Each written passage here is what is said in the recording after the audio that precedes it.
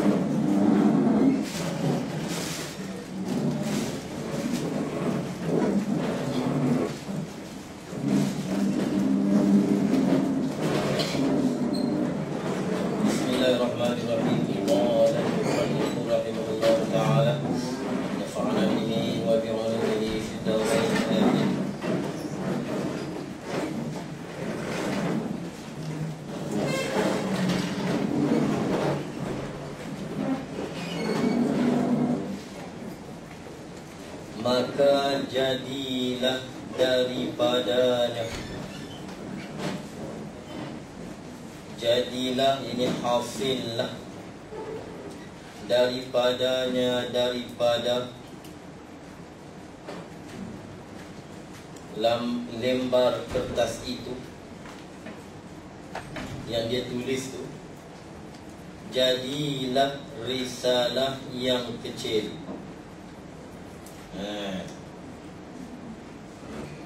Risalah yang kecil atas jalan ikhtisar. Ini panggil takluk. Takluk bagi berlaku.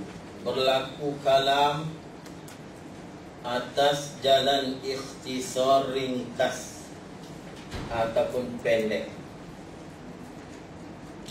Risalah ni apa dia? Risalah, dan kita juga ada guna risalah. Kita guna lapas ini, lapas Arab.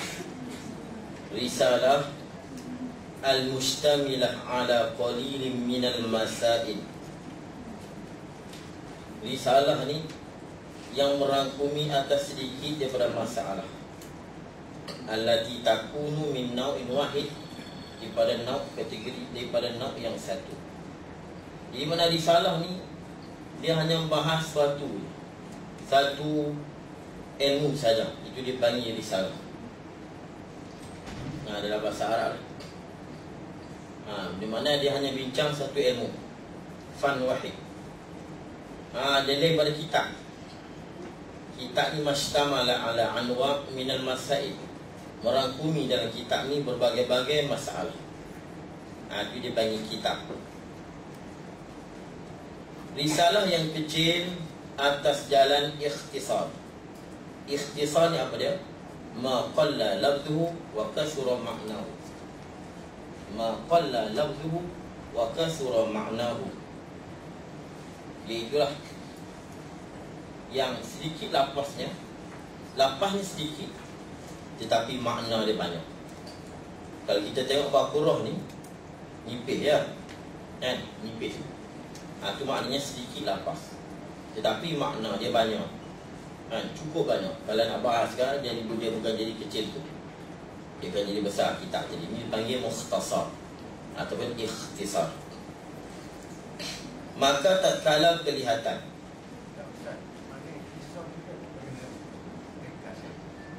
ringkas kalau cakap, tapi Arabnya ma qalla lafzuhu wa kasura ma'nahu. Lapasnya sedikit tetapi makna dia banyak.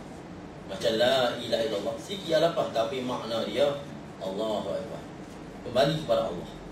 Dan kembali mana segala sifat Allah, segala apa, segala perkara yang gaib tentang syurga neraka, semua rujuk kepada la ilaha illallah. Ini dia panggil sedikit lafaz tapi makna dia banyak. Dalam bahasa Arab makna dia lain. Kita boleh sebut makna terjemah Arab dah, terjemah lain, makna lain. Kena faham elok tu. Bila kita mengaji kitab, bila sebut makna tu bukan makna erti.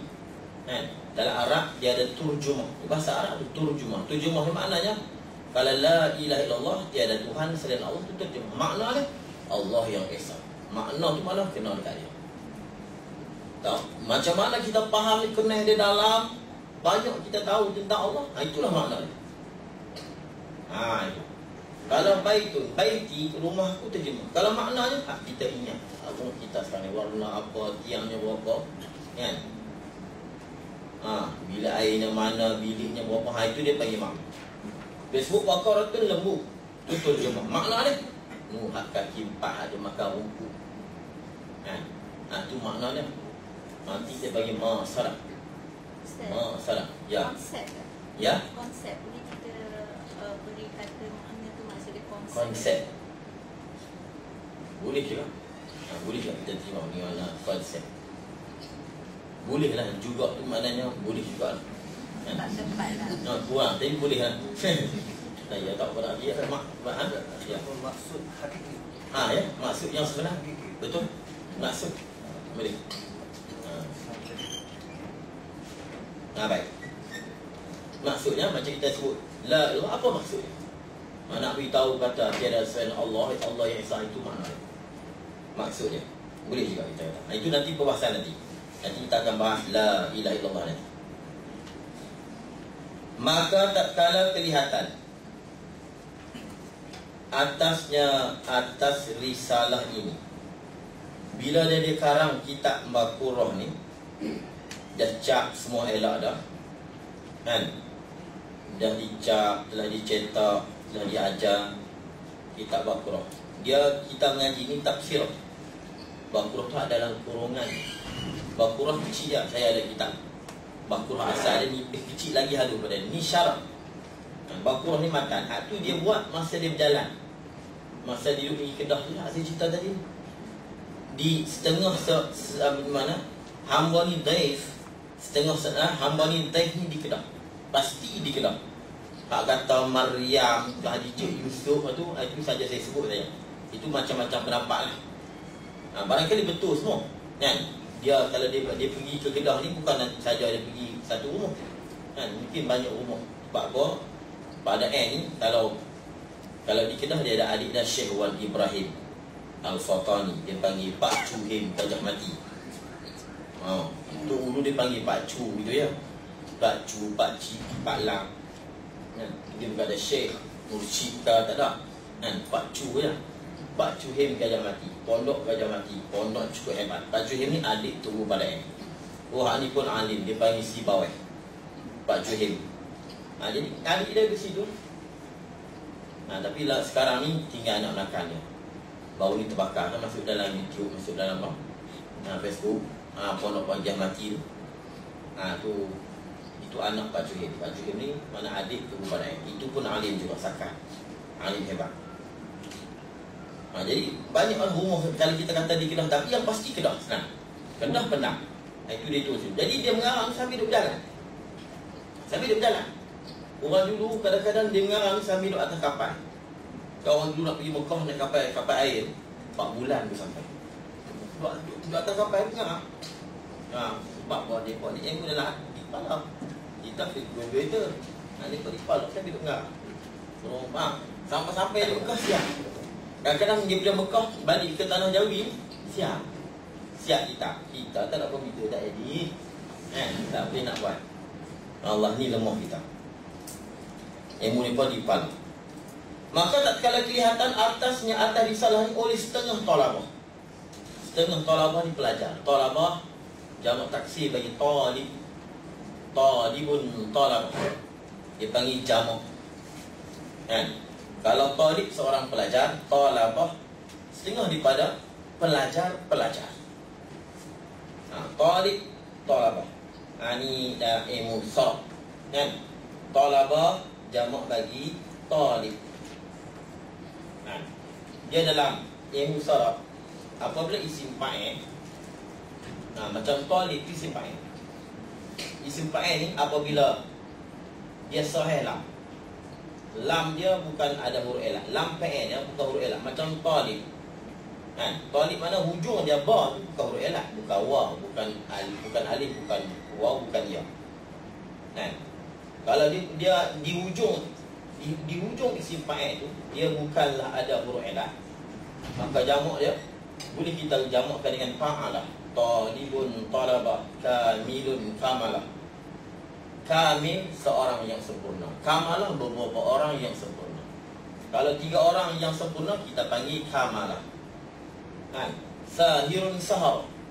Sahir seorang tukang sihir, saharah beberapa orang tukang sihir. Dan boleh juga kita jamak dengan fa'al. Fa'al. Talibun macam sa'im, siyam. Kalau beberapa orang yang berpuasa dipanggil siyam. Pu'an. Sa'im. Kalau sa'im seorang, siyam beberapa orang yang berpuasa. Jadi kalau isim fa'il dia lam fa'il yang hujung kalimatnya bukan huruf ilah, alif, waw, ya, maka boleh kita jamakkan dia dengan fa'alah, talibun, talabah, ataupun dengan pu'an, siyam. Lepas tu kadang-kadang kita dengar tulab, ba'du tulab. Kalau dulu ulama banyak guna talabah, tapi sekarang ni dia tulab. Ya, tulab tu talibun, tulab, talibun, talabah. Boleh. Kerana lam fa'il dia bukan huruf ilah. Ataupun pu'an, tulab, bukan tulab, tulab, lam tasydid, syadid, tasydid, ba, tulabun. Jadi boleh. Jadi talib boleh kita jamakkan dengan talabah, talabah, tulab, atau tulab, tulab, tasydid, tulab. Sini dia guna talabah. Kata uji solat tak ada juga tu. Setengah talabah. Siapa dia talabah? Itu setengah talabah ni sebahagian daripada pelajar-pelajar. Talabah di sini, buku yang saya ngaji, Tuan Guru Haji Ahmad Pauk, Bendang Jelapang, Tata ni. Ni semua buku catatan-catatan yang saya ambil daripada anak-anak murid Syekh Wan Ismail. Semua mengatakan Tuan Guru Haji Ahmad Pauk, Bendang Jelapang, Tata ni. Ini setengah talabah yang cuba, yang kritik dia. Maknanya dia cuba kritik.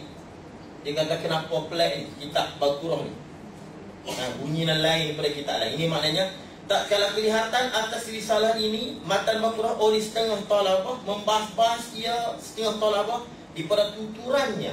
Tuturan ni cakapan ibarat Baqarah ni, tuturannya berlainan dengan yang lain. Maka datang atasnya, atas risalah ni i'tirad, kritik, teguran. Dia tegur. Pak talabah ni tegur. Talabah ni Tuan Guru Haji Ahmad Pauk, Bendang Jelapang, yang digelar dengan Tok Pauk. Dia duduk di Patani, anak murid dia. Tok Haji Ahmad Bendang Jelapang ni bila baca jawab, Pak Dah ni apa bunyi pelik? Pak Dah terjemah lagu mana? Kita lain sama mendengar, basar melihat, mari Baqarah, basar pelihat, sama pendengar, kalam berkata. Kalau kita lain kalam berkata-kata. Ni Baqarah. Banyak lagi tempat-tempat yang pelik dalam Baqarah, tapi yang popularnya Baqarah ni terjemah dia pada sifat ma'ani, dia terjemah lain. Jadi Haji Ahmad Pauk ni i'tirad ni bangkang dan kritik. Pada menyalahi ini tidak serupa dan tak semacamnya risalah ini akan tuturan kitab-kitab Melayu yang dahulu-dahulu. Menyalahi ini pada beberapa tempat.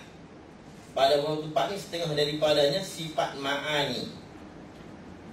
Sifat ma'ani. Jadi bagi mereka yang belum biasa, dia agak sulit sikit malam ni. Mungkin dia payah sikit nak faham, tapi yang dah biasa, dia akan faham insyaAllah. Sifat ma'ani. Tak apa, saya tak mau hurai lagi. Maka hamba hurai.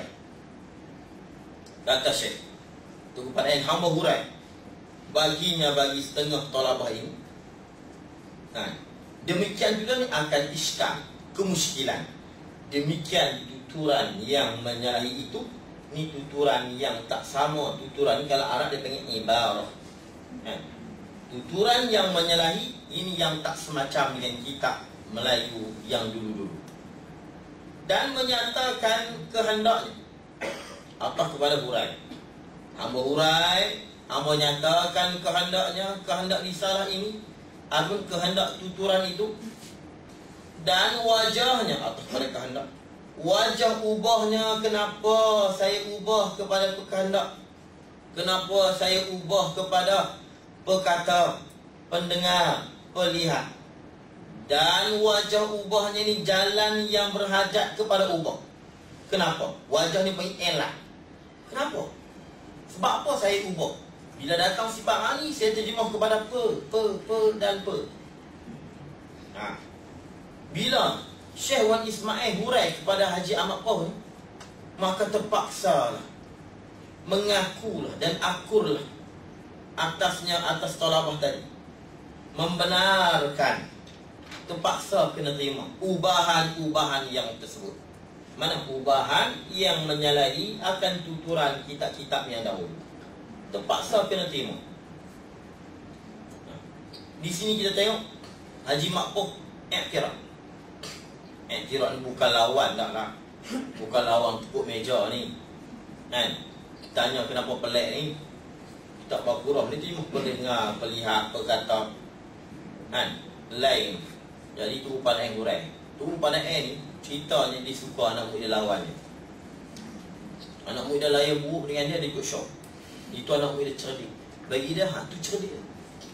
Kalau dia cakap belit-belit pusing dia, dia cukup suka. Dia follow. Ya.